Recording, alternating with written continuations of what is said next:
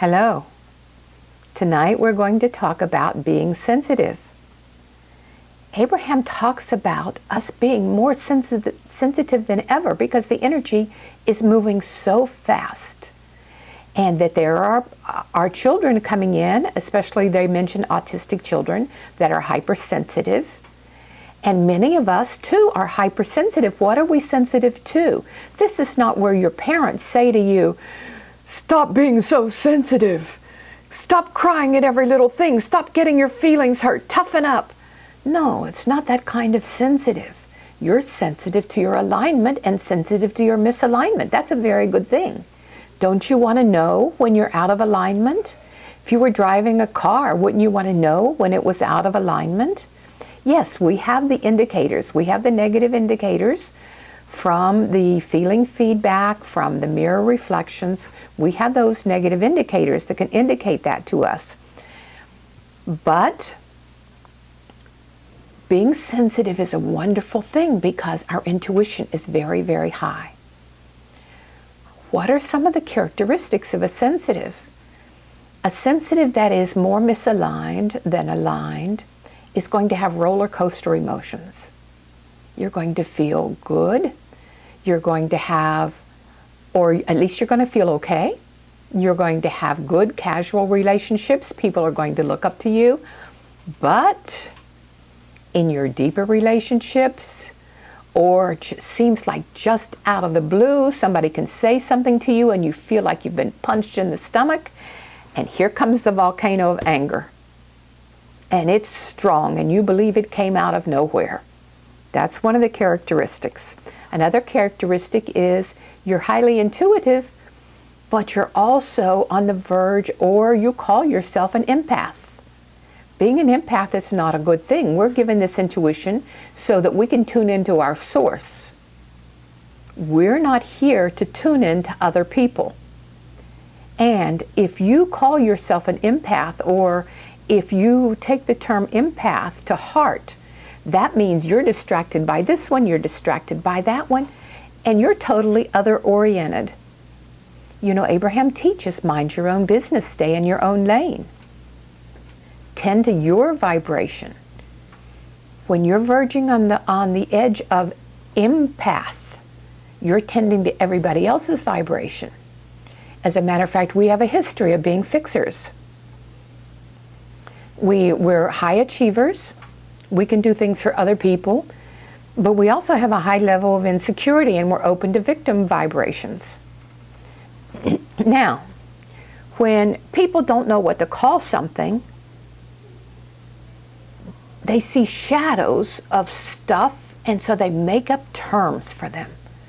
And you may have called yourself bipolar, schizophrenic, depressed, because when you're on this roller coaster and you're fine at 10 o'clock and at noon, you're on the floor crying, you're saying, "I'm not normal, something's wrong with me," and you're searching for a term.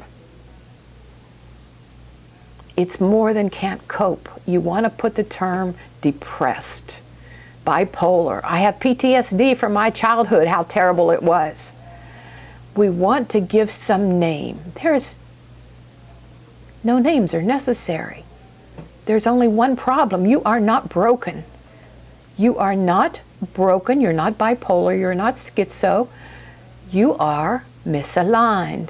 You are disconnected. That's the only thing.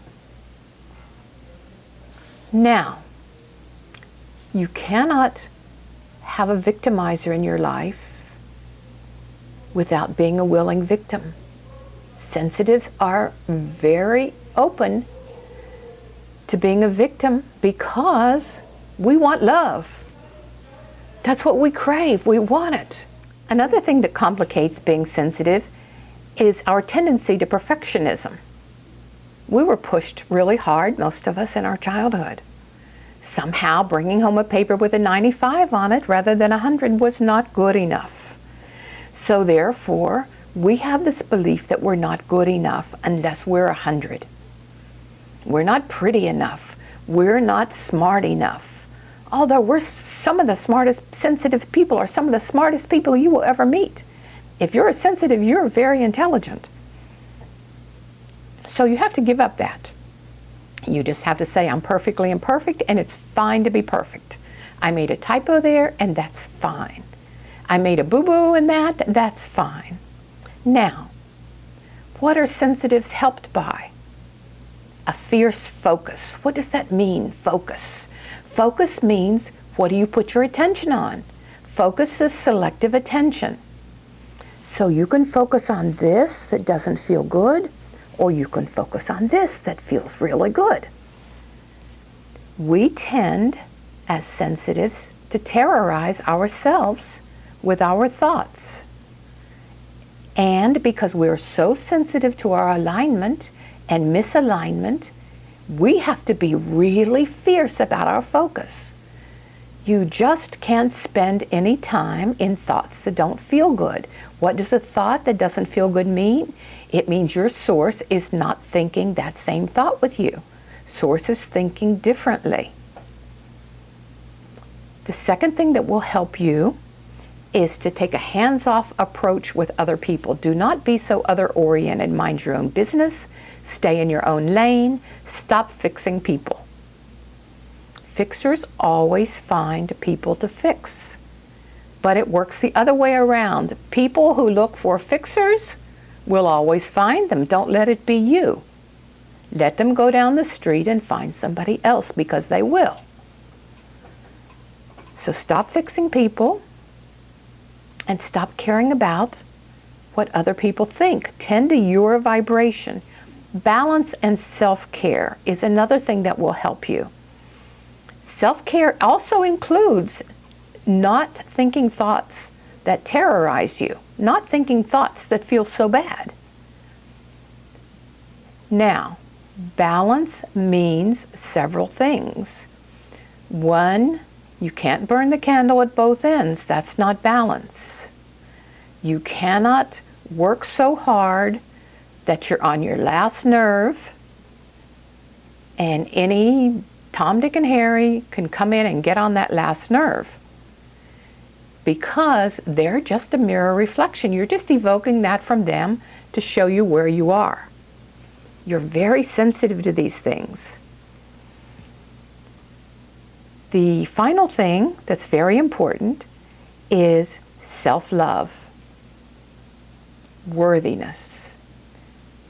One of the hallmarks of somebody that doesn't feel worthy is that they put up with a lot of negative emotion, meaning they feel bad a lot of the time. They feel bad a lot of the time because they're choosing thoughts that don't feel good, and they just continue. And even if you're trying to help them in any way, coach them or just say a kind word, oh, they come back with more step one stuff. They just are used to putting up with a lot of negative emotion. The last thing that I want to say to you is, this takes practice. This takes consistency. In these Abraham teachings, there's no instant gravy, instant potatoes, instant anything. The only instant things come when you want them so lightly that you don't really care if they come or not. So, sensitives can be full of clarity because their intuition is so high.